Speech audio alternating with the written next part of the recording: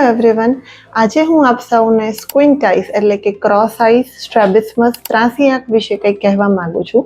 ઘણા બધા લોકોને એ ગેરસમજ હોય છે કે ત્રાંસી આંખનું ટ્રીટમેન્ટ ફક્ત મોટી ઉંમરે એટલે કે 18 કે 20 વર્ષ પછી જ કરવું જોઈએ ને પછી જ થઈ શકે, કારણ કે લોકો એને કોસ્મેટિક એટલે કે દેખાવનું જ પ્રોબ્લેમ ગણે છે, જ્યારે ખરેખરમાં એવું નથી.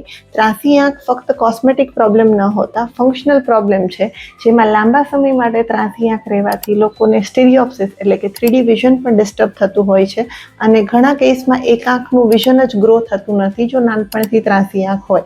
તો એવા સંજોગોમાં જો નાની ઉંમરમાં જ ચેકઅપ અને ટ્રીટમેન્ટ કરવામાં આવે તો ત્રાંસી આંખને બહુ સરળતાથી રિકવર કરી શકતા હોય છે અને વધુ પડતા કેસમાં ઓપરેશનની પણ જરૂર પડતી નથી.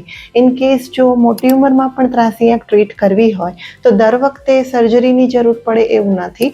ચશ્મા, એક્સરસાઇઝ અને ઘણીવાર એડવાન્સ વિઝન થેરાપીથી આપણે વગર સર્જરીએ પણ એને સ્ટ્રેટ કરી શકીએ છીએ. તો જો આપને ત્રાંસી આંખ રિલેટેડ કંઈ પ્રોબ્લેમ હોય તો ડેફિનેટલી એક એક્સપર્ટ ઓપિનિયન લેવો જોઈએ.